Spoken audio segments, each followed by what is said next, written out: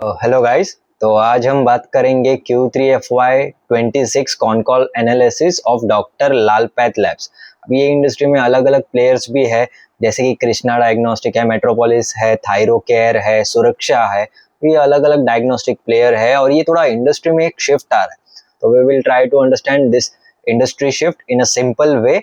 अभी ये doctor Lal path labs का market cap is around 24,525 crore and current share price is 1464। Stock भी इनका 44 का है और प्राइस बुक वैल्यू इज 143, मतलब 9 से 10 का प्राइस टू बुक चालू है। ROC ROE is more than 25-24%। तो ये इसका मैट्रिक्स तो अच्छे।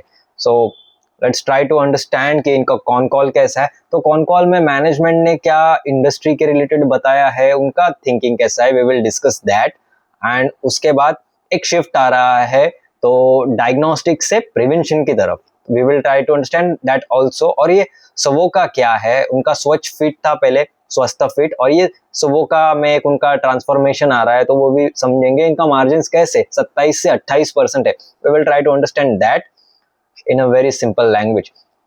तो ये क्वार्टर में क्या चेंजेस हुआ है, पहले क्वार्टर में Q2 में कंपैरिजन करें तो ग्रोथ था, पेशेंट ग्रोथ था 5% एंड करंटली इट्स 2.7%। तो थोड़ा सा उसका ग्रोथ में डिक्रीज आया है। तो ये सीजनल फैक्टर है, थोड़ा फीवर्स जो भी होता है, फीवर का एक उनका सीजन में इफेक्ट हो सकता है। एग्जाम्पल दिसंबर में विंटर होता है तो फीवर ज्यादा होता है, तो ये साल उतना ज्यादा नहीं हुआ है तो इसकी वजह से उनका ग्रोथ में थोड़ा इम्पैक्ट आया है। पर पेशेंट का revenue per patient has increased. It was 889 and current it's 927. अभी ये एक प्रीमियम मिक्स का उनका एनसीआर में सेंटर्स है तो वहां से रेवेन्यू ज्यादा आ रहा है, तो उसका प्रीमियम मिक्स के रिलेटेड उनका ज्यादा है। मार्जिन्स में डी ग्रोथ आया है compare to previous quarter. Q2 का FY26 को कंपेयर करें तो it was 30% and recently in Q3 we have seen 27.2। अभी इसमें अलग अलग रीजन वो मैनेजमेंट बोल रहे कि एक्सपेंशन किया है, ऊपर से इन्वेस्टमेंट किया है, अलग अलग फ्रेंचाइजी मॉडल है, तो उसके रिलेटेड थोड़ा उनका मार्जिन में प्रेशर है। क्या होता है मार्जिन में, बेसिकली रेवेन्यूज तो वो ऐड होना चालू हो जाता है पर ओपेक्स कॉस्ट उनका रहता ही है, क्योंकि जो भी न्यू फैसिलिटीज है, न्यू सेंटर्स है, उसका यूटिलाइजेशन बढ़ने में टाइम लगता है। तो पहले फिक्स्ड कॉस्ट तो आता रहेगा, फिर ग्रेजुअली आगे जाके उनका मार्जिन इंप्रूवमेंट होगा। स्ट्रेटेजिक जो सवोका है वो एक प्रीमियम मॉडल है, इसके रिलेटेड भी डिस्कस करेंगे। रेडियोलॉजी का एक उन्होंने सेंटर पायलट रन किया था दिल्ली एनसीआर में, सेकंड भी वहीं पे उन्होंने सेटअप किया है, तो वो भी समझेंगे। कैपेक्स का गाइडेंस बढ़ा दिया है, पहले बोल रहे थे 140 करोड़ करेंगे, नाउ दे आर सेइंग कि 160 करोड़ तक करेंगे। एंड जीएसटी का भी एक थोड़ा उनको बेनिफिट मिला है, GST has reduce in reagents. अभी ये रिएजेंट्स क्या होता है, जो भी डायग्नोस्टिक करना होता है पैथोलॉजी में, उसमें केमिकल्स लगते हैं, सर्टेन केमिकल्स आर इम्पोर्टेड। तो ये इम्पोर्टेड केमिकल्स में पहले जीएसटी लगता था 12 एंड नाउ इट्स 5%, तो वो एक रिड्यूस हो गया। वन टाइम उनका लेबर कोड का भी, अभी ये पूरा सब कंपनीज में, जितना भी कंपनीज का कॉन कॉल मैंने किया है उस सब में सबको इम्पैक्ट हुआ ही है। इनको 38 करोड़ का है और वो उन्होंने एक्सेप्शनल कॉस्ट में लिया है, तो ये EBITDA को इम्पैक्ट नहीं करेगा। वो कहाँ पर इम्पैक्ट करेगा, वो पैट में इम्पैक्ट करेगा, और ये वन टाइम है तो ज्यादा है नहीं। सो लेट्स अंडरस्टैंड कि what is the big picture in this company. तो डायग्नोस्टिक इंडस्ट्री में क्या हो रहा है, अभी एक शिफ्ट आ रहा है। तो जो भी पहले होता था डायग्नोस्टिक से प्रिवेंशन की तरफ, कि पहले ही प्रिवेंट करे। Recent years what we are saying कि रेगुलर बेसिस पे हेल्थ चेकअप करो, तुम्हारा सीबीसी, यूरिन, ब्लड टेस्ट, तुम्हारा प्लेटलेट्स कितना है, ये सारा डेली बेसिस पे और मंथली बेसिस पे दे आर चेकिंग। ये क्यों हो रहा है, बिकॉज ये यू नो कि लाइफस्टाइल डिसीजेस है, तो क्रोनिक इलनेस है, एजिंग पॉपुलेशन है, इसकी वजह से डेली ईयरली बेसिस पे या फिर मंथली बेसिस पे हेल्थ चेकअप हो तो we will get to know our health more frequently compare to जब भी होगा और उसके बाद क्योर करेंगे। तो ये थोड़ा एक चेंज आ रहा है कि अभी ज्यादा फोकस करेंगे प्रिवेंशन की तरफ। प्रिवेंशन में कैसा होगा कि एक कंसिस्टेंट बेसिस पे कंपनीज को इनकम मिलता रहेगा, ऐसा नहीं है कि जो बीमार है बस उनसे ही करे, जो बीमार नहीं है उनसे भी कर सकते। तो ये इंडस्ट्री में शिफ्ट आ रहा है, जो कंपनीज इसको कैटर करेंगे तो उनको आगे जाके बेनिफिट होने का बहुत ज्यादा चांसेस है। अभी सुवोका क्या है, सुवोका is basically a pure preventive wellness platform. अभी इनका कैसा है, एक स्वच्छ स्वस्थ फिट करके भी है। स्वस्थ फिट में क्या पूरा पैथोलॉजी बेस पे ही है, और पैथोलॉजी बेस पे वो एक सर्टन ईयरली या फिर मंथली बेसिस पे वो अपस्केलिंग भी करते हैं, वो टेस्ट भी करते हैं, और वो एक ट्रैक रिकॉर्ड रखते हैं कि आपका हेल्थ कैसा है। अब ये स्वच्छ फिट में कैसा है, तो स्वच्छ फिट में ऐसा फीवर, एक्यूट इलनेस या फिर इसके रिलेटेड नहीं है। ये कैसा होगा, आपका हेल्थ चेकअप करेंगे डेली बेसिस पे, और एक एक एक एक रिपोर्ट जनरेट करेंगे कि हाँ आपका हेल्थ ऐसा है, आपका हेल्थ ऐसा है। उसके बेसिस पे they will try to increase, या फिर एक आपको गाइडेंस देंगे कि आपका लाइफस्टाइल कैसे होना चाहिए। सो ये एक इम्पॉर्टेंट है। And now step by step जानेंगे कि ये वो का कैसा है। तो पहले तो प्री कंसल्टेशन होगा कि देखेंगे कि फैमिली का लाइफस्टाइल कैसा है, उनका डाइट कैसा है, उनका हिस्ट्री है क्या कुछ डायबिटीज के रिलेटेड, या फिर कार्डियक अरेस्ट, या फिर कोई भी अलग अलग डिसीज के रिलेटेड उनका हिस्ट्री है क्या नहीं। उस बेसिस पे एक कस्टमाइज पैकेज बनाएंगे, ऐसे नहीं कि सभी दे देंगे, पैकेज बनाएंगे उस बेसिस पे। उसके अंदर क्या क्या होगा टेस्टिंग में, पैथोलॉजी होगा, उसके अंदर इमेजिंग होगा, पैथोलॉजी रेडियोलॉजी दोनों का मिक्स होगा, एंड उस बेसिस पे एक रिपोर्ट बनाएंगे। और फिर ये रिपोर्ट को कंसल्टेशन करेंगे, उनको ही साथ में बैठ के उनको बताएंगे कि आप में ये रिस्क हो सकता है आगे आगे जाके, और इसके बेसिस पे दे विल गिव डाइट और एक लाइफस्टाइल का पूरा आइडिया दे देंगे कि ये वाला lifestyle you have to take, then you can live healthier life. तो ऐसा उनका ये सब का होगा।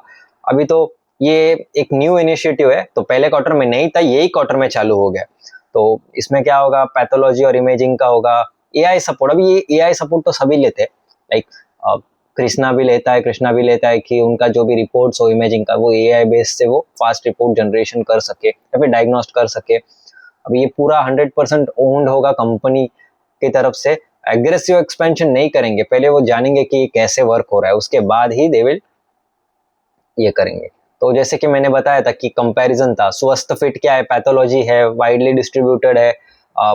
अगर सिंगल टेस्ट कर रहे हैं तो अपस्केल भी करेंगे बहुत अलग अलग टेस्ट का, और करंटली 26% रेवेन्यूज स्वस्थ फिट से आ रहा है।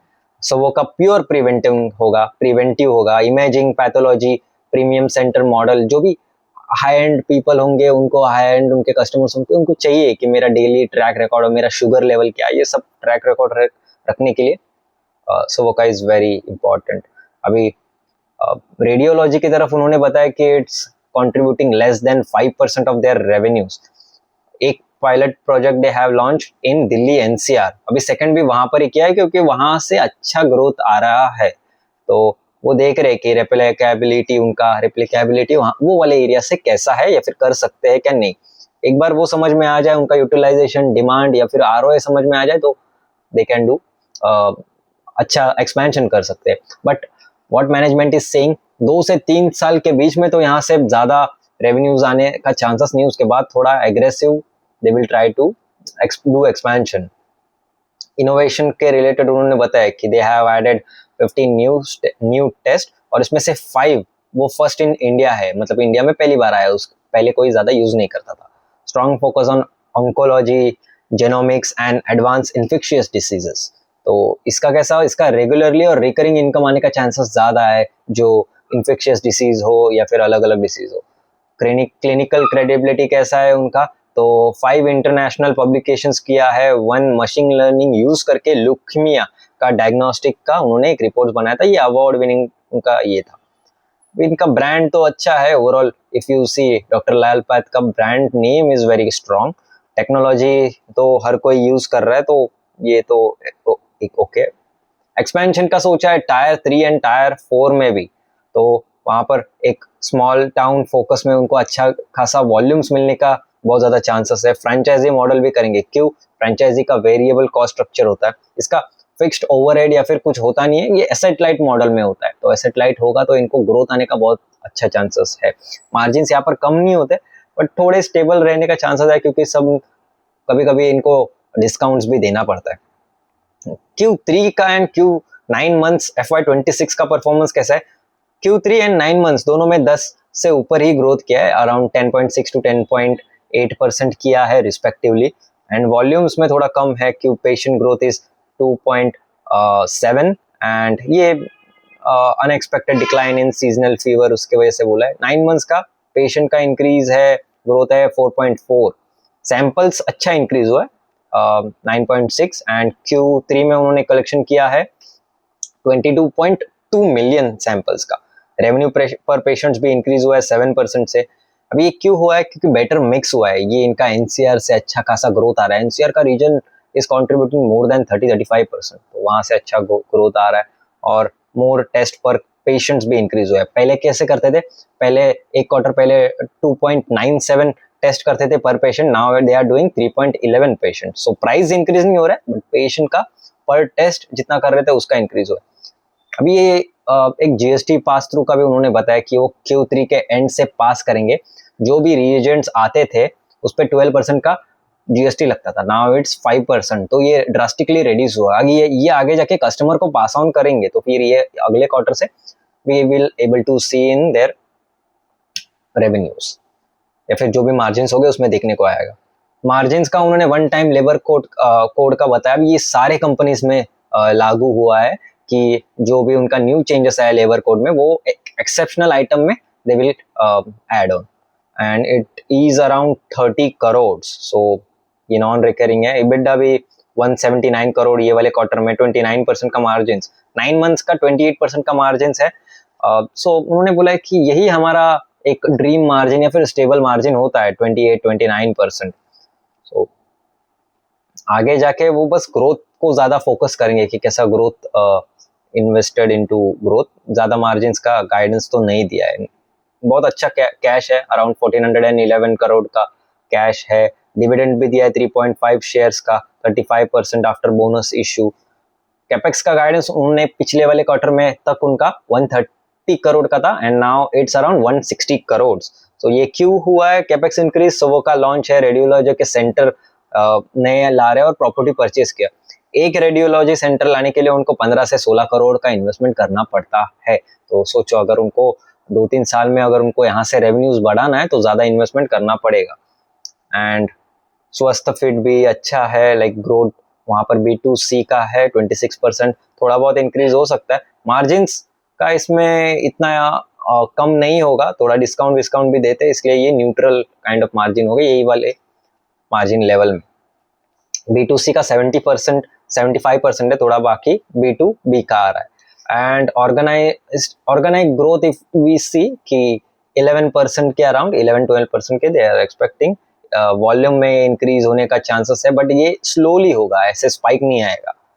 तो और ये इसका बेसिकली ग्रोथ ट्रिगर होगा इंक्रीज होने का नेटवर्क एक्सपेंशन, पेशेंट एक्विजिशंस, जैसे कि न्यू एरियाज में जाएंगे, न्यू पेशेंट एक्विजिशन करेंगे और उसके साथ ही पर पेशेंट का जो टेस्ट है वो भी इम्प्रूव करेंगे, तो फिर उसका वॉल्यूम इंक्रीज होने का ज़्यादा चांसेस है। प्राइस इंक्रीज का कोई अच्छा गाइडेंस, प्राइस इंक्रीज नहीं बोला है उन्होंने, 2-3 क्वार्टर तो नहीं करेंगे बेसिकली, और जब इंक्रीज करेंगे कि उनका कॉस्ट एब्जॉर्ब ना हो, कॉस्ट पास ऑन कर सके, तो तब जाके they will try to increase their cost. Risk तो है ही इसमें, क्या बोला था उन्होंने, सीजनल जो फीवर डिक्लाइन है उसके वजह से वॉल्यूम में इम्पैक्ट हुआ है, रीएजेंट का इम्पोर्ट हुआ है, इम्पोर्ट्स है, तो उसमें थोड़ा सा फॉरेक्स का रिस्क है, रूपी डिप्रिशिएशन हो रहा है क्योंकि रॉ मटेरियल्स मंगाना तो पड़ता है, और ये ABDM या फिर आभा है, उससे कोई करंटली ग्रोथ ड्राइवर्स इनको मिल नहीं रहे। तो मर्जर एंड एक्विजिशन का उन्होंने क्या बोला है कि साउथ में देख रहे, साउथ में और नॉर्थ में भी देख रहे, नॉर्थ ईस्ट नॉर्थ वेस्ट में। साउथ में वो लार्ज जो प्लेयर हो उसका एक एक्विजिशन करने का सोच रहे, और नॉर्थ में अगर स्मॉल बिजनेस स्टैंड अलोन अलग अलग भी हो, उनकी छोटे मोटे लैब्स हो, तो they are good to go with them also. तो उनका अप्रोच एकदम सिलेक्टिव है, प्लेटफॉर्म बिल्ड कर रहे हैं अलग अलग एरियाज में जाके, और they are trying to improve their volumes, ना कि मार्जिन्स तो स्टेबल रहने की है। तो ये सारा गाइडेंस था आज का कि how they are doing business. एक शिफ्ट आ रहा है डायग्नोस्टिक से प्रिवेंटिव की तरफ, तो इसके वजह से उन्होंने सबो का एक ब्रांड करके डेवलप करेंगे to all over the India, ताकि लोग प्रिवेंटिव जो भी मेजर्स हो, रेगुलर बेसिस पे चेकअप हो, अलग अलग बढ़ रहे हैं, तो ये भी एक पार्ट ले सके उसमें। तो ये था आज का guidance, and hope you like this video, and if you find this useful then please like, share and subscribe. Thanks for watching, मिलते हैं नए वीडियो में। Thank you.